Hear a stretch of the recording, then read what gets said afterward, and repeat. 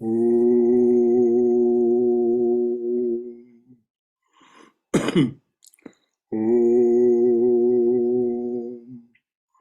Om Sahana Bhavatu Sahano Bhunaktu Sahaviryam Karavavai Tejasvina Vaditamastu Ma Vidvishavai.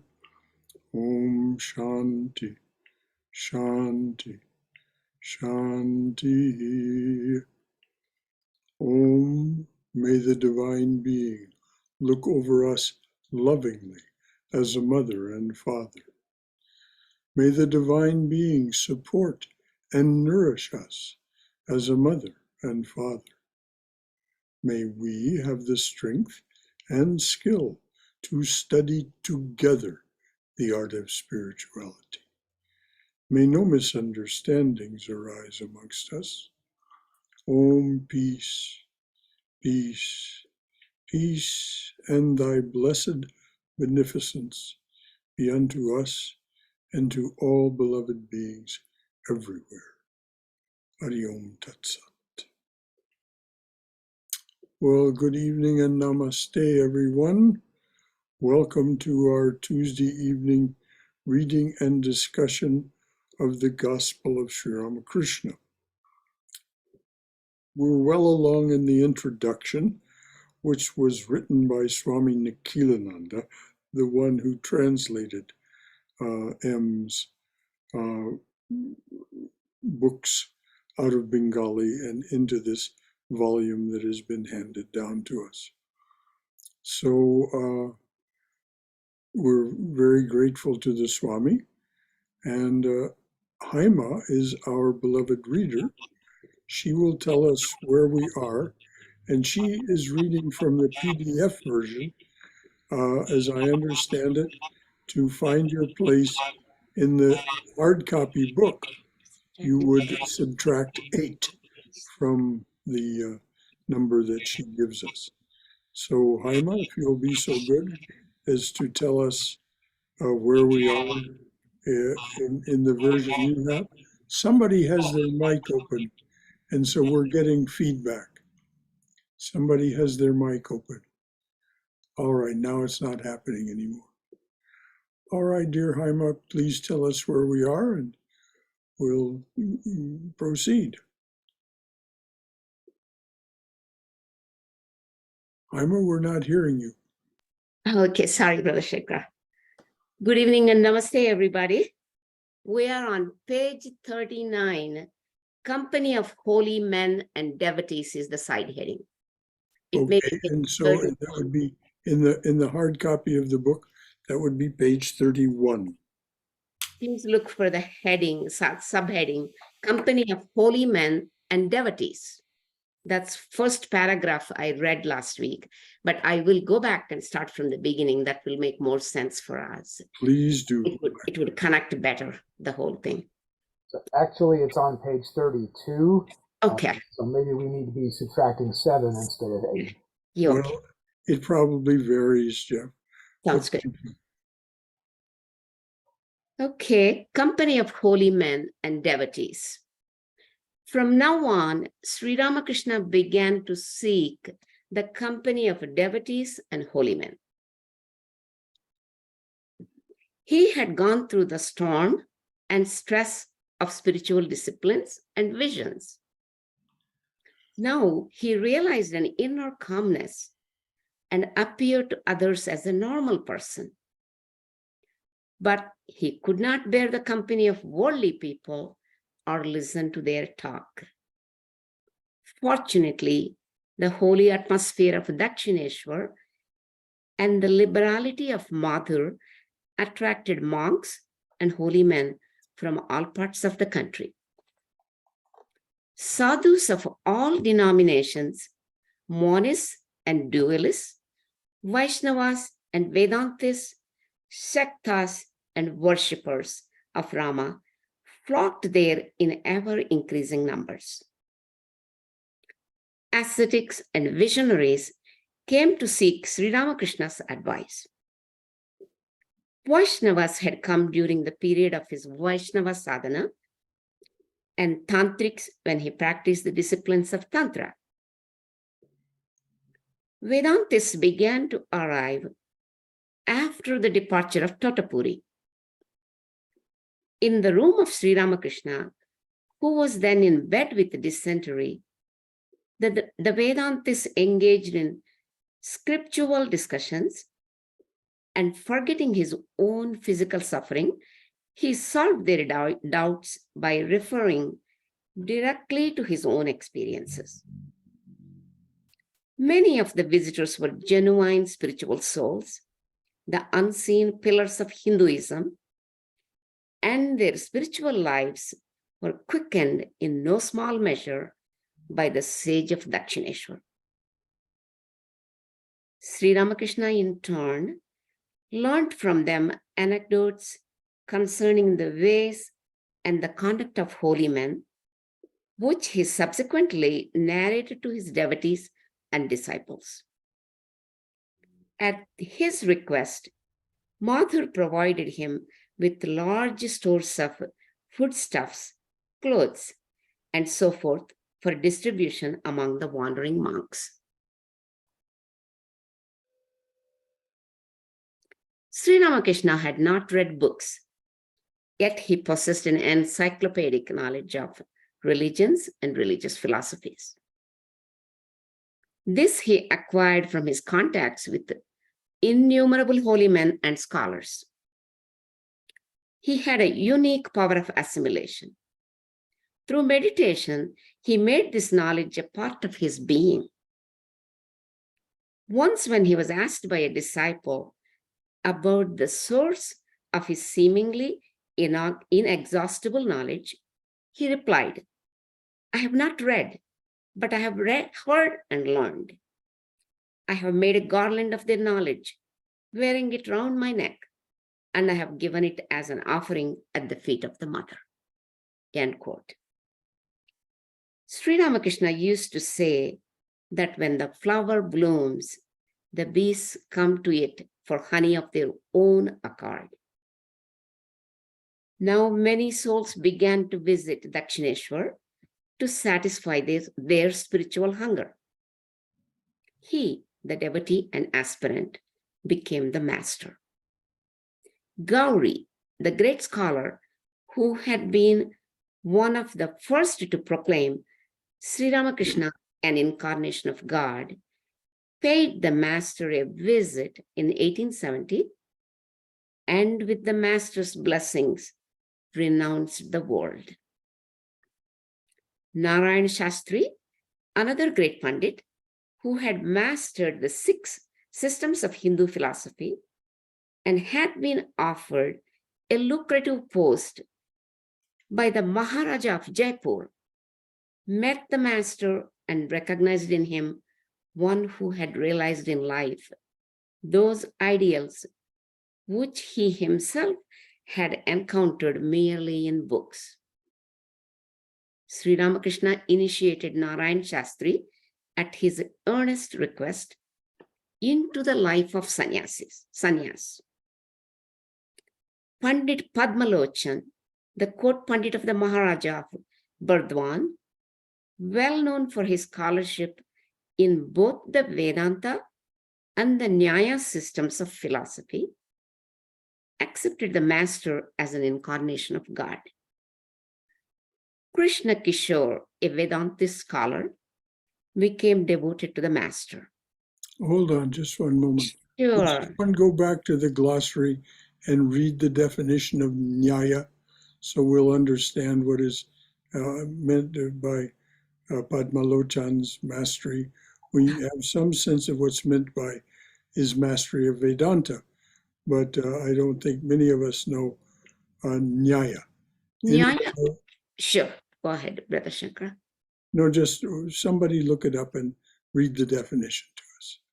Nyaya is right thing. It's like a justice, right justice type of thing. I can look in the Google exact meaning of it. That might give us better understanding. Is there no definition in the glossary in the back of the book? I found the definition in the glossary. Oh, okay. Okay, please read it, Jeff. Nyaya Indian logic, one of the 6 systems of Orthodox Hindu philosophy founded by Gautama. So it's a system of logic, very similar to the logic systems of Kant and so on in the West. In Kant's Critique of Pure Reason, we see this extremely logical frame of reference.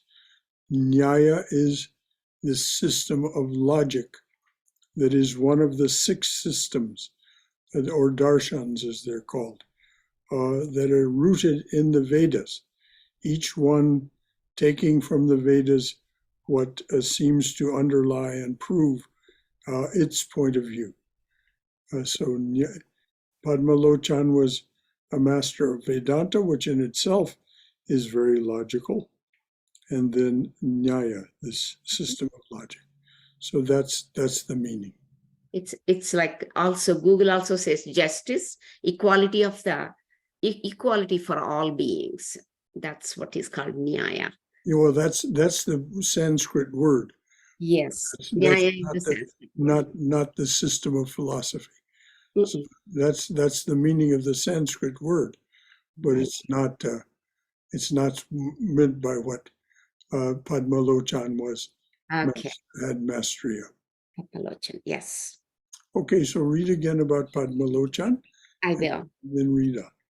Okay, Pandit Padmalochan, the court Pandit of the Maharaja of Burdwan, well known for his scholarship in both the Vedanta and the Nyaya systems of philosophy, accepted the master as an incarnation of God. Krishna Kishore, a Vedantist scholar, became devoted to the master. And there arrived Vishwanath Upadhyaya, who was to become a favorite devotee.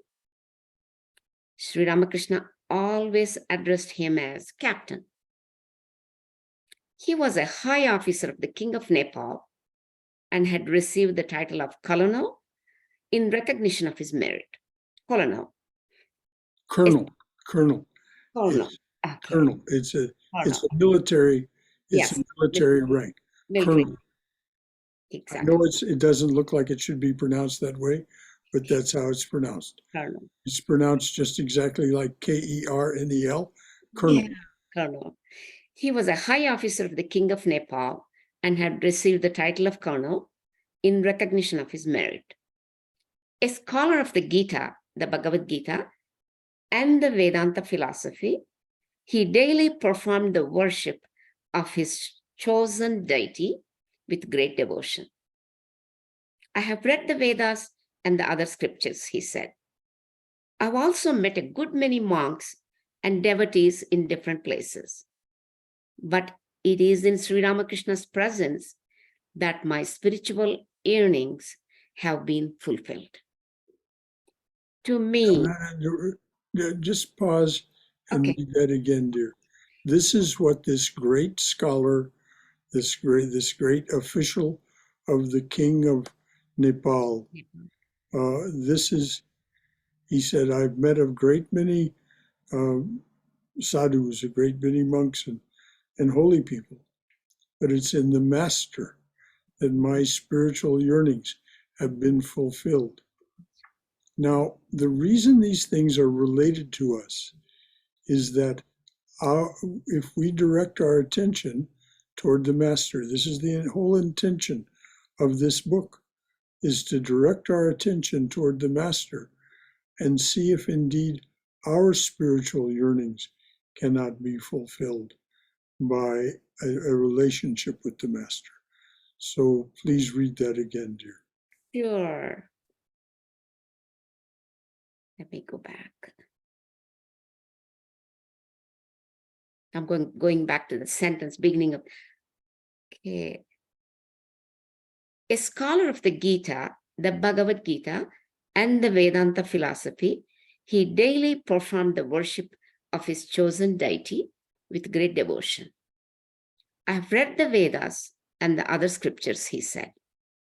I've also met a good many monks and devotees in different places. But it is in Sri Ramakrishna's presence that my spiritual yearnings have been fulfilled. To me, he seems to be the embodiment of the truths of the scriptures. End quote. The knowledge of Brahman in Nirvikalpa Samadhi had convinced Sri Ramakrishna that the gods of the different religions are but so many readings of the absolute, and that the ultimate reality could never be expressed by human tongue. He understood that all religions lead their devotees by differing paths to one and the same goal. Now he became eager to explore some of the alien religions, for with him, understanding meant actual experience. Now, this is again something for us to understand, not just for the master, but for ourselves. Yes. We live in a realm of action. This is the karma bhumi. This is the realm of action. Bhumi, realm, karma, action. We live in the karma bhumi. It is for us to experience these things, not just think about them, not just know about them intellectually, but to experience them. So please read that sentence again, Haima, and let's hear it with that spirit, Okay. that The the knowledge, master yeah, was about to practice Christianity and Islam yes, so that he would experience the truth or not. But in this case, he did. But he didn't just want to know about them, he wanted to live them. So please read what I the will read that. sentence that has the words alien religions in it. I will. The knowledge of Brahman in Nirvikalpa Samadhi had convinced Sri Ramakrishna that the gods of the different religions are but so many readings of the absolute, and that the ultimate reality could never be expressed by human tongue.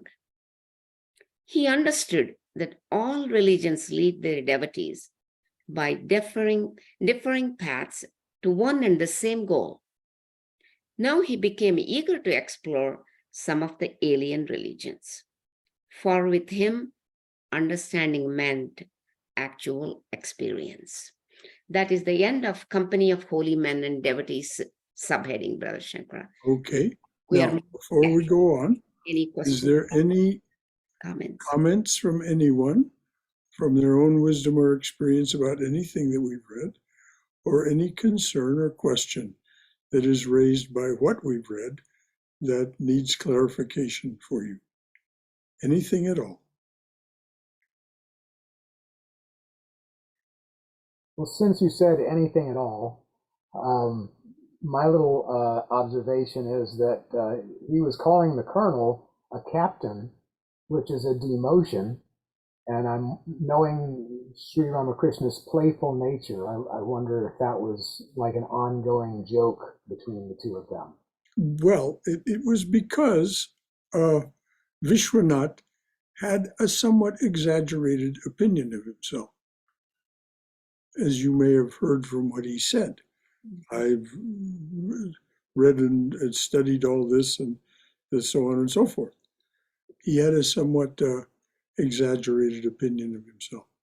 So the master, instead of calling him colonel, called him captain, to, as you say, uh, uh, put him in a somewhat demoted stance, yes. I had never really thought about it that way as a demotion, but just as you said, the master's playfulness. But there's nothing that the master does that doesn't have some significance to it, as Vivekananda said. Everything that the master said or did had profound significance. And so when he calls the Vishwanath, who had the rank of colonel by his king, when he called him captain, there was significance to it. And I think you've hit on it, Jeff, but the more we meditate on it, the more we will find, I think. It seems to me like he's telling them not to take himself so seriously. Well, anyone who took themselves too seriously in one way or another would be told that by the master, yes. As we'll see when we read the first chapter of the gospel and see how M encounters the master. And he encounters him M comes with quite a high opinion of himself.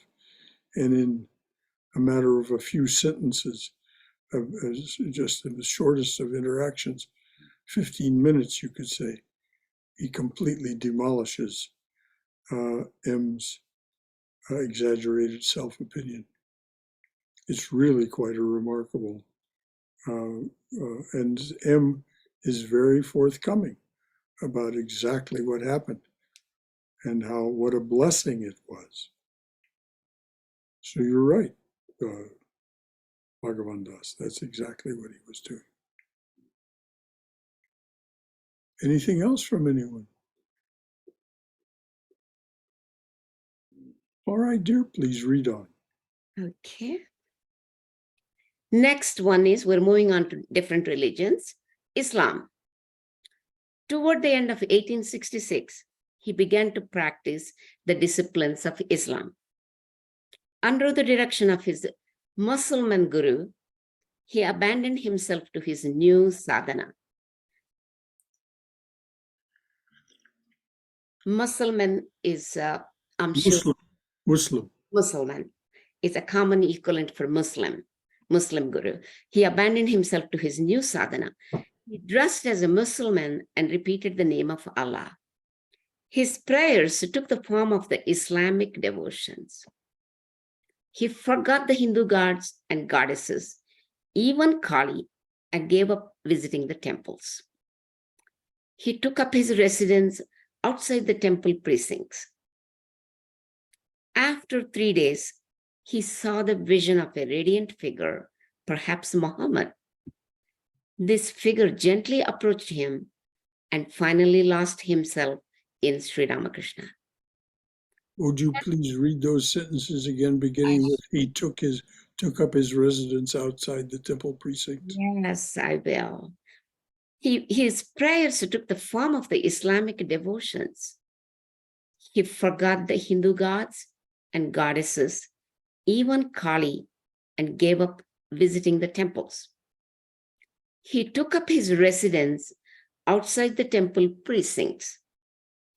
After 3 days, he saw the vision of a radiant figure, perhaps Muhammad. This figure gently approached him and finally lost himself in Sri Ramakrishna. Thus he realized. Can't talk now, I'm in class. Thus he realized the Muslim God. Thence he passed into communion with Brahman. The mighty river of Islam also led him back to the ocean of the Absolute. Next, Christianity. Any comments, Brother Shankara, about the Islam? That's the end of Islam chapter. Just that, as we see, Sri Ramakrishna did not ever give himself to anything by halves.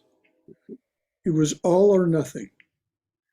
And so when he became a practicing Muslim, as it said, he forgot Completely. about the Hindu deities, including Kali. He stopped visiting the temples. He actually moved outside the temple grounds because Muslims did not live or practice within the temple grounds. And he had a Muslim or Musliman guru, a teacher who would give him instruction on how to practice Islam. And of course, when he practiced full out whatever was taught to him by that guru, he practiced it to the letter on a daily basis. And of course, because of Sri Ramakrishna's now unbounded ability to concentrate, I mean, there was just no limit to his ability to focus his attention. It took him only 3 days to realize the fruits of what it would have taken anyone else many years, if at all, to realize. So within 3 days, he had this experience of the prophet, may his name be praised, and at least Nikhilananda says it was probably the prophet. And so, but this being, this shining being, radiant being, merged with Sri Ramakrishna, which is what had happened with all of the other deities and all of the other prophets that he had worshipped. If you remember Rama, Sita, Radha, all of these had merged with him and become one with his being, which of course is not to be any surprise because his being is infinite. It is without limit. It is omniscient, omnipresent, and omnipotent. So that's it from there. Anything else from anyone? Thanks for the invitation, Jaime. Okay, let's go ahead with Christianity. Next one is Christianity. 8 years later, sometime in November 1874, Sri Ramakrishna was seized with an irresistible desire to learn the truth of the Christian religion. He began to listen to readings from the Bible by Sambhu Charan Malik, a gentleman of Calcutta and a devotee of the Master. Sri Ramakrishna became fascinated by the life and teachings of Jesus. One day, he was seated in the parlor of Jadu Malik's garden house at Dakshineshwar, when his eyes became fixed on a painting of the Madonna and Child. Intently watching it, he became gradually overwhelmed with divine emotion. He became what again, dear? I'm sorry. He became gradually overwhelmed. Overwhelmed, that's the word. Overwhelmed with divine emotion. The figures in the picture took on life, and the rays of light emanating from them entered his soul. The effect of this experience was stronger than that of the vision of Muhammad. In dismay, he cried out, "Oh, Mother, what are you doing to me?" And breaking through the barriers of creed and religion, he entered a new realm of ecstasy. Christ possessed his soul. Christ possessed his soul. For 3 days, he did not set foot in the Kali temple. On the 4th day, in the afternoon, as he was walking in the Panchavati, he saw coming toward him a person with beautiful large eyes, serene countenance, and fair skin. As the two faced each other, a voice rang out in the depths of Sri Ramakrishna's soul as follows: "Behold the Christ who shed his heart's blood for the redemption of the world, who suffered a sea of anguish for love of men. It is he, the master of yogi, who is in eternal union with God. It is Jesus, love incarnate." End quote. The Son of Man embraced the Son of the Divine Mother and merged in him. The Son of Man is what the Lord Jesus Christ called himself. Mm-hmm. He said, "I am the Son of Man. Your yearning has given birth to me." So just a word about this painting Yes. that was in Jadu Malik's garden house. Yes. That painting was acquired Hmm. by the head of the Vedanta Society of Northern California. Excellent. And to this day, it hangs just outside the chapel of the new temple. It is the actual painting, not a reproduction. It is the actual painting that Sri Ramakrishna saw and that emanated this divine light that entered his soul, as it is said. This is the meaning of the word Mazel Tov, the great word, the great, and so this is one of the reasons, this experience of Sri Ramakrishna is one of the reasons that the Ramakrishna order has always been so close to Christ. Christ has always been very, very much a part of their understanding of spirituality and their worship. They worship Christ. They do a Christmas Eve worship, and they also do an Easter worship. And the Ramakrishna order, the first formation of the Ramakrishna order was done at the house, the family home of Babu Ram, later Swami Premananda, on Christmas Eve of 1887. And when Vivekananda went on his wanderings in India, he spent 4 years wandering north, south, east, west in India, the very traditional sadhus migration in India.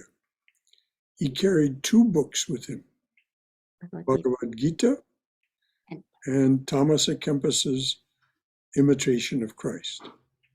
Just those 2 books. That's all the books that he carried. And he studied them both relentlessly till he assimilated them both.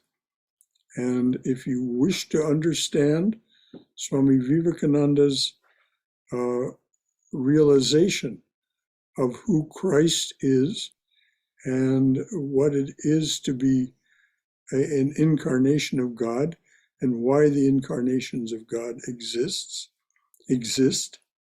and come into the world, which of course Krishna says in the Gita, and Christ also says, though not in the canonical Gospels, he says why he came. Christ himself says it. I mean, it says it in John, but nevertheless, this is Swami Vivekananda in January of 1900 gave a talk in Pasadena, California, called Christ the Messenger. And any of you, I highly recommend you read it, particularly if you grew up in the Christian tradition, as I did. It is absolutely stunning in the depths of its understanding and the breadth of its knowledge about what it is to be an incarnation of God. It is, when I say stunning, it is stunning. It'll just leave you with your mouth hanging open. It's a very small book and a quick read, Brother Shankara. Oh yes, Very small book, very condensed. Well, it's the transcription Yes. of that hour's talk that he gave in, or Beautiful. something less than an hour's talk that he gave in Pasadena, California, at that. I think it was a Unity Church. I'm not sure just exactly what church it was, but in any event, it was He was invited to give a talk there, and that's the talk that he gave, Christ the Messenger. So as Haima said, you can get it in our bookshop here. Yeah, that's where I bought it. Yeah, I bought it in our bookstore in Atlanta. Yeah. Very nice. Anything else from anyone? His brother Glenn was holding up the book. He has it, and he was modeling it. I'm glad he was doing that. Of course, I can't see that kind of thing, but thanks for pointing it out, Jeff. Yes. It's just a small, digest size book. There it is. Now, Haima is modeling the book as well. Okay, very good. All right. Next to me. So there we are. It is well worth any of your attention. And if any of you would like to discuss it with me, I would be delighted to discuss it with you. Anything else from anyone? Can I read this Christianity first paragraph one more time, Brother Shankara? Please do, dear. We have plenty of time. It's 26 minutes, 24 minutes we have still. I'll start with the Christianity again. 8 years later, sometime in November 1874, Sri Ramakrishna was seized with an irresistible desire to learn the truth of the Christian religion. He began to listen to readings from the Bible by Sambhu Charan Malik, a gentleman of Calcutta and a devotee of the Master. Sri Ramakrishna became fascinated by the life and teachings of Jesus. One day, he was seated in the parlor of Jadu Malik's garden house at Dakshineshwar when his eyes became fixed on a painting of the Madonna and Child. Intently watching it, he became gradually overwhelmed with divine emotion. The figures in the picture took on life, and the rays of light emanating from them entered his soul. The effect of this experience was stronger than that of the vision of Muhammad. In dismay, he cried out, "Oh, Mother, what are you doing to me?" And breaking through the barriers of creed and religion, he entered a new realm of ecstasy. Christ possessed his soul. For 3 days, he did not set foot in the Kali temple. On the 4th day in the afternoon, as he was walking in the Panchavati, he saw coming toward him a person with beautiful large eyes, serene countenance, and fair skin. As the two faced each other, a voice rang out in the depths of Sri Ramakrishna's soul, "Behold the Christ who shed his heart's blood for the redemption of the world, who suffered a sea of anguish for love of men. It is he, the master yogi, who is in eternal union with God. It is Jesus, love incarnate." End quote. The Son of Man embraced the Son of the Divine Mother and merged in him. Sri Ramakrishna realized his identity with Christ, as he had already realized his identity with Kali, Rama, Hanuman, Radha, Krishna, Brahman, and Muhammad. The master went into Samadhi and communed with the Brahman with attributes. Thus, he experienced the truth that Christianity, too, was a path leading to God consciousness. Till the last moment of his life, he believed that Christ was an incarnation of God. But Christ for him was not the only incarnation. There were others, Buddha, for instance, and Krishna. That's the end of Christianity description of Swamiji. Thank you very much. Uh-huh. And Beautiful. yes, this is, as I said, one of the reasons that the Ramakrishna order has such a deep involvement with Christianity, is that the master himself fully experienced it and fully realized just who the Christ is. And so all of us who grew up as Christians can hold that to our hearts as well. Any other comments or concerns or questions? I actually have found the link that shows the painting at the Vedanta Society. I'll put it in chat. Okay. Yeah, it's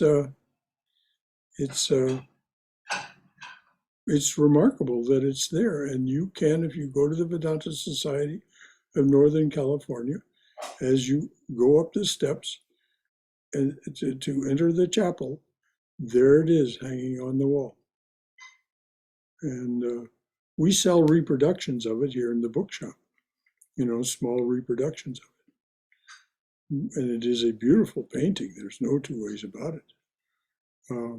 And very compelling depiction of the Madonna and Child. But the fact that it was sanctified by this experience of the Master, that makes it extraordinary indeed. And I mean, you can just stand there and no one will, if you just stand there and gaze at the picture for as long as you like, no one will disturb you. The monks and the nuns there will be perfectly content to have you gaze on that picture.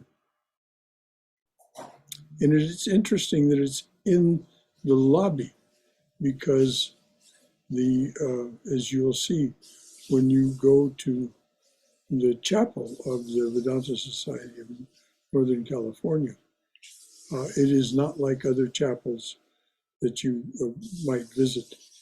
I won't say more. I'll just leave it for you to discover for yourself why it is so.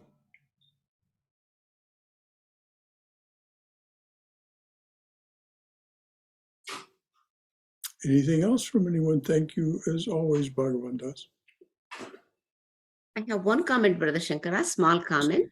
Yes. It's because of Sri Ramakrishna's influence in India. I think I remember my parents were born in 1920s and 1925, before World Wars. They had such a great influence from him because they used to tell us all religions are true, all gods are, all are one, but they manifest in different divine figures. They come at, this I heard it over and over when I was growing up, which was really good. Even though, yeah. It's as so much with Ramakrishna. Yes. This teaching is not unique to him. Mm-mm. It's in the Upanishads. It's in the Rig Veda. Truth is one. Sages call it by many names. Yes. Truth is one. So what Sri Ramakrishna was experiencing, as it says in this last of the paragraph, or last, that he was experiencing Brahman with attributes. This is the incarnation. He himself, Sri Ramakrishna, is Brahman with attributes. Saguna Brahman, Maya, Shakti. This is, so Christ was also Saguna Atman, or Saguna Brahman. And he describes himself this way, although of course he doesn't use those words. He uses words that were appropriate to his listeners at the time, which were the Jewish people of Israel of 2,000 some odd years ago. But that's how he describes himself. Particularly, you find it in the Gospel of Thomas and in the Gospel of the Beloved Companion, the Gospel written by Mary Magdalene. Anything else from anyone before we plunge on? We have 15 more minutes. Yeah, we have 15 more minutes, plenty of time. Yes. Anything else from anyone before we do go on? All right, dears. Yeah. We're moving on to attitude toward different religions. That's the subtopic. Sri Ramakrishna accepted the divinity of Buddha and used to point out the similarity of his teachings to those of the Upanishads. He also showed...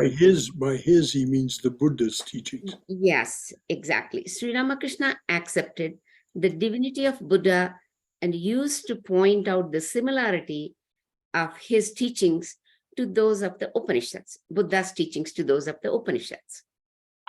He also showed great respect for the Tirthankaras who founded Jainism and for the 10 gurus of Sikhism.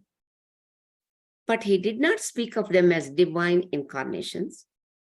He was heard to say that the gurus of Sikhism were the reincarnations of King Janaka of ancient India. King Janaka is the Sita's father, right, Brother Shankara? That's the King Janaka. No. Oh, Dasharatha is Sita's father. No, not. no, Janaka Maharaj is... Yes, Janaka is Sita's father, Brother Shankara. Yes, that's right. That's right. Rama's father-in-law. Dasharatha is Rama's father. Yes, Rama's father-in-law. Dasharatha Janaka is indeed Janaka Maharaj. That's right. is indeed Sita's father. Sita's father. That's right. But he's also this. He's this everlasting figure that keeps reappearing throughout the Mahabharata. Yes, his wisdom in various guises. Mhm. He was heard to say that the gurus of Sikhism were the incarnations of King Janaka of ancient India. He kept in his room at Dakshineshwar a small statue of Tirthankara, Mahavira, and a picture of Christ, before which incense was burnt morning and evening. Without being formally initiated into their doctrines, Sri Ramakrishna thus realized the ideals of religions other than Hinduism. He did not need to follow any doctrine. All barriers were removed by his overwhelming love of God. So he became a master who could speak with authority regarding the ideas and ideals of the various religions of the world. Now let's just pause. Sure. Read that again, dear, about the barriers being removed, and then I have a comment. So he became a master who could speak with authority regarding the ideas and ideals of the various religions of the world. I have practiced, said he. No. Go back and read the sentence that has the word barriers removed. Okay. Without being formally initiated into their doctrines, Sri Ramakrishna thus realized the ideals of religions other than Hinduism. He did not need to follow any doctrine. All barriers were removed by his overwhelming love of God. Now, hold on just there. Mm-hmm. What the glory of the incarnations is, and this is especially true, Vivekananda says, of Sri Ramakrishna. This is what Breaker of This World's Chain is all about. Sri Ramakrishna can share this breaking through all barriers. He can share this overwhelming love of God. He can share this if you wish to have your barriers removed, if you wish to have this intense bhakti, or whatever it is that you conceive of as your relationship with the divine. if you wish that to be full out, without impediment, of course it will not happen overnight. Even for Sri Ramakrishna, it would take as much as 3 days. But for us, of course, it will take longer. Why? Because it would shatter our nervous system if it did not. So our nerves need to be trained. But if we ask for this, and we sincerely request that this be shared with us, you can sense very soon that it is in fact happening. I swear to you, by all I know, that what I'm saying is a truth. Now, you don't have to believe me. I'm not saying you should believe me. I'm just saying I'm not speaking from book learning. This is something I know. And so please take that into account. If this appeals to you, what's being said here, then please just know that it is Sri Ramakrishna's, he can share with us every aspect of his spiritual achievement, every aspect of his spiritual attainment. And you don't have to be, as it says, attached to any particular creed, dogma, doctrine. You just ask. Any comments or questions from anyone? Sure, it's probably not a coincidence that I just happened to start reading Nardia's Way of the Divine Love, but that really seems like a handbook geared towards a new devotee. About Narada's Bhakti Sutras, yes. Narada's The Way of Divine Love. Yes, Swami Prabhavananda's translation of that is absolutely overwhelmingly, but notice that it is not a path for the faint of heart any more than the other yogas are. It is, as Swami Vivekananda, and for that matter, Sri Ramakrishna said, it is the easiest of the 4 paths. But that doesn't mean it's easy. It is, you must be sincere and authentic. This is the great qualification for the bhakta. Sincerity and authenticity. And this comes from a growing reverence and awe as you contemplate the divine being. Thank you, Bhagavan Das. And you're eating up these books really fast. Be sure and assimilate what you read. Don't just make it intellectual knowledge. Assimilate it. This is what Sri Ramakrishna says. First, you read it, of course, and then you go back and assimilate it. But yeah, just that. Anything else from anyone? All right. What do we have left? About 7 minutes, Brother Shankara. Okay, well, 6 or 7. anything else from anyone before she reads on? All right, please do read on, dear. We'll probably reread what you read now Sure. as to start next week. Definitely. All barriers were removed by his overwhelming love of God. So he became a master who could speak with authority regarding the ideas and ideals of the various religions of the world. I have practiced, said he, all religions, Hinduism, Islam, Christianity, and I've also followed the paths of the different Hindu sects. I have found that it is the same God toward whom all are directing their steps, though along different paths. You must try all beliefs and traverse all the different ways once. Wherever I look, I see men quarreling in the name of religion, Hindus, Mohammedans, Brahmos, Vaishnavas, and the rest.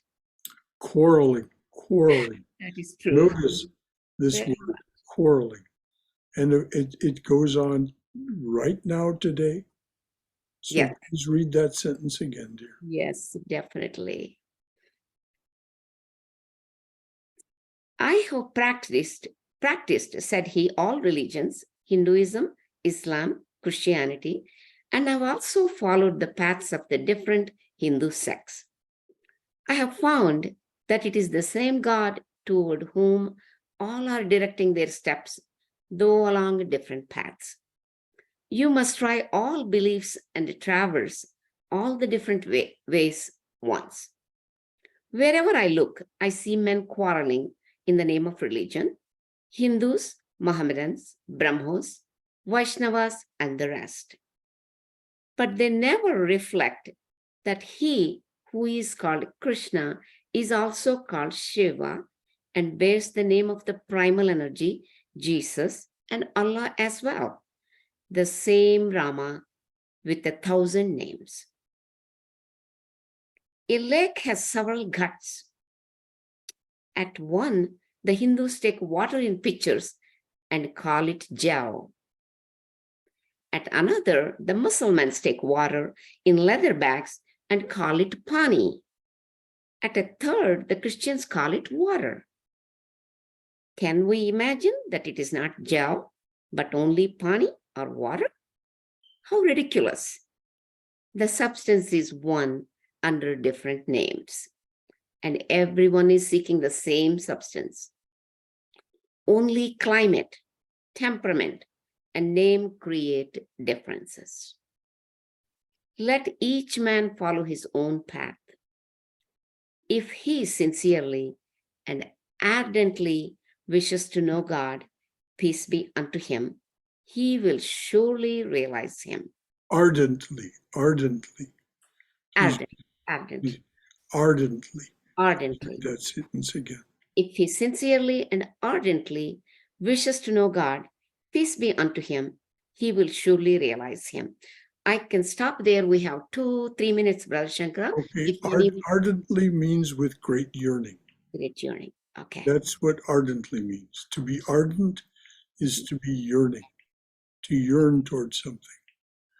So this is the primary qualification that Sri Ramakrishna says we should have, this yearning for the divine. The word in Sanskrit, of course, is mumukshatvam. Mumukshatvam. It's mentioned by Adi Shankaracharya, especially in his book Vivekachudamani, as one of the absolute necessities for pursuing the spiritual path of Advaita Vedanta. You must yearn, you must have this mumukshatvam. So Sri Ramakrishna didn't use that term. He used the Bengali term for yearning, but that's exactly what he's pointing to. And so when our heart begins to yearn, this is what we'll talk about next month. Next month is a month for the study of Bhakti Yoga. We'll talk about this yearning and how it transforms everything. It transforms everything. And when I say that, I'm not being careless in my speech. This yearning, when it begins, it starts with reverence or awe, and then becomes a yearning to realize this, and over time becomes a conviction, and matures and matures, and we'll talk about all that. But this is what Sri Ramakrishna means when he says, when the word is translated here as ardently. Ardently. Any comments, concerns, or questions from anyone about any of that? All right.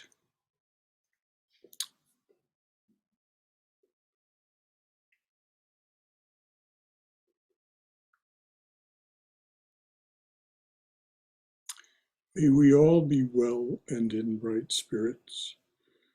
Jai Shri Guru Maharaj Ji Ki Jai. Durga, Durga, Durga. May we be safe. May we be healthy. May we be cheerful. May we have peace of mind. May we go forward in the clear understanding and secure knowledge that we are in the loving and protective embrace of the Divine Being as our Mother and Father. Hari Om, Hari Om, Hari Om Tat Sat. Any final thought or question from anyone? All right. Until tomorrow evening then, when with Swayam Prabha as our reader, we will take up the study of Bhagavad Gita. And then on Saturday, of course, we'll take up How to Know God, Patanjali's Yoga Sutras as given to us by Swami Prabhavananda and Christopher Easterwood. And then on Sunday, we'll have our final talk on Jnana Yoga, which is what we've been studying on in May. And the title is Why, Oh Why, We Ask Why. So that's the rest of this week. And then we go forward into a study of Bhakti Yoga. Any last thought or comment or anything at all from anyone? All right. Good night, everyone. Thank you and good night, Brother Shubha.